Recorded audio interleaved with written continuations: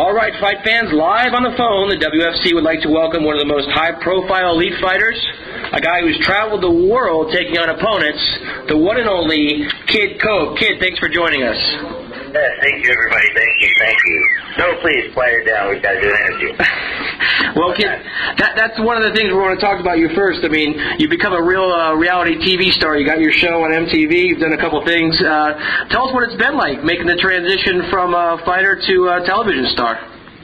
Well, the fun part is that I never really had to make the transition. I was always a television star. There were just no cameras. Yeah. Yeah. Well, let me ask you a question then. What's your good side? What do you like to do the most? Fight or ham it up for the camera? You know what? Probably, I would probably say fighting. The hamming it up for the camera is just, that's actually natural. Like, I don't really have to try to do that. That's just who you are. That's just who I am, and it's fun because I just act like who I am, and for some reason people think it's funny. So that's like the extra bonus. The fighting people, well, that means I have to actually work hard and challenge myself and that kind of thing. So that's the sport. Well, let me ask you a question. When people see you on the street, do they recognize you from the TV show, or they recognize you from, would you get more fans saying, hey, I saw you on the TV show, and more fans going, hey, I saw your last fight? I get more fans that say I saw you on the TV show, but then saw me fight.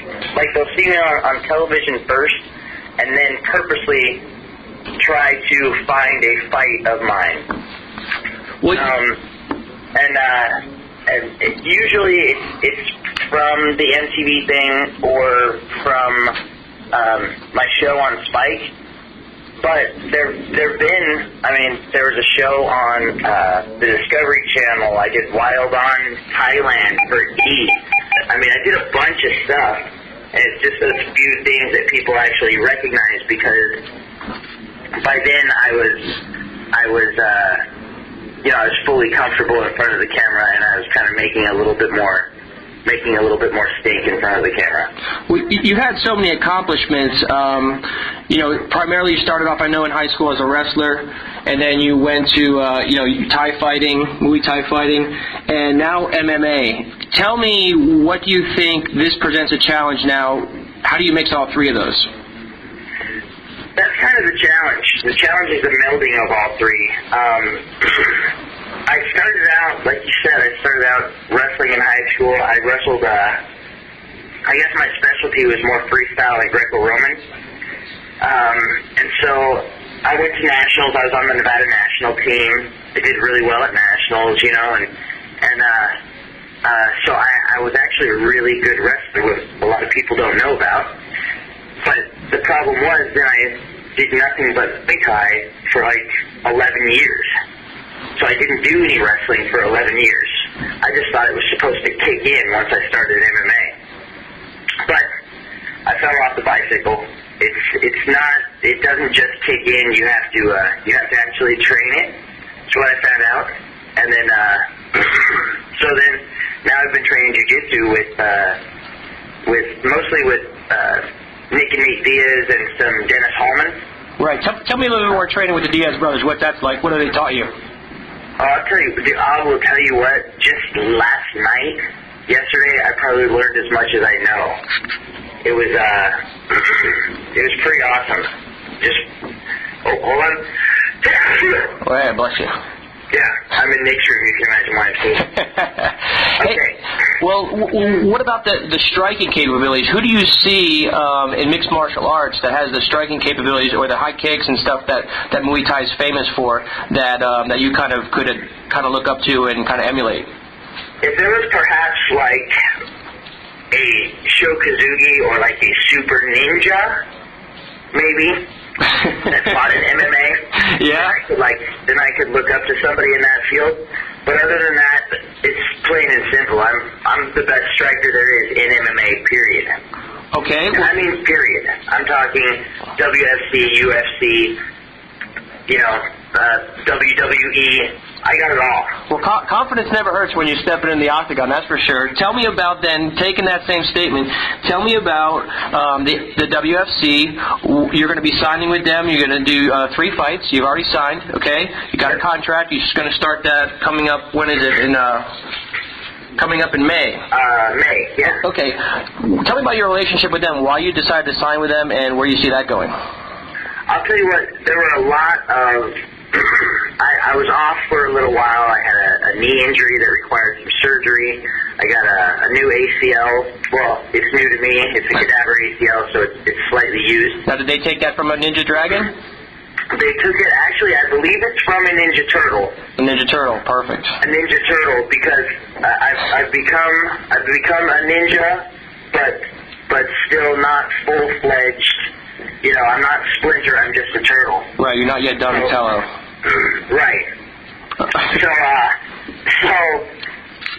the knee took a little while to heal up, and then finally when I came back from the healing part, which is pretty grueling because just a year before that I was healing up from getting a brand new shoulder put in.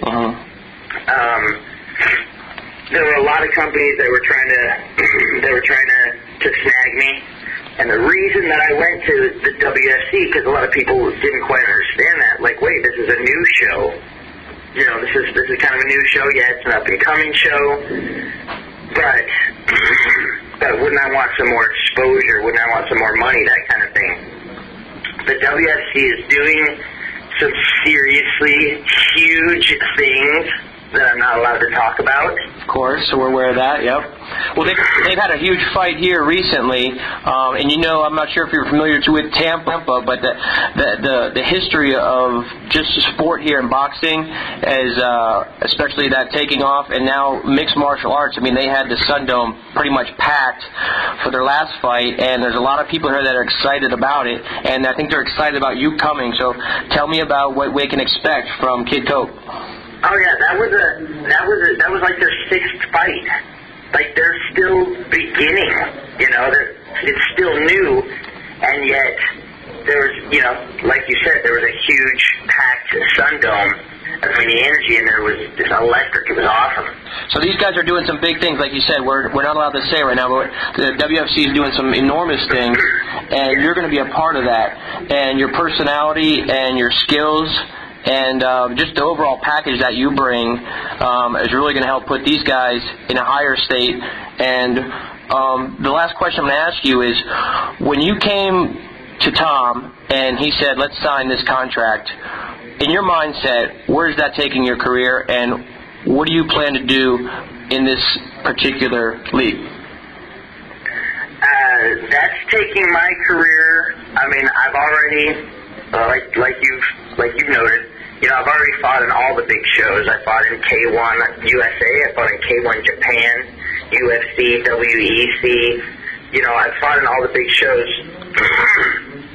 and having done that, still I believe that getting involved with the WFC at this exact point that I'm luckily getting in right now, is going to actually take the fighting part of my career to another level. I mean, these guys have a vision, but you know, the thing is, like, a lot of people are saying, you know, there's a ton of promoters right now, and a lot of people are saying, oh, we've got the next best thing, we've got the big show coming up, we're doing great things. I've seen video footage of evidence of the absolutely great things that the WFC is doing. So this is like all those other, you know, fly-by-night shows that are going to do 2, 3, 4, maybe 5, and then die off. You know, this one's actually going huge. Well, I know Tom and the guys at WFC are excited. I know Tampa can't wait to see you, and I know that with your charm and your Ninja Turtle-like abilities, that there can only be one thing from here, and that's all-out success. So we want to thank you for talking to us today. We look forward to your arrival here, and best of luck to you. Thanks, brother. Can't wait.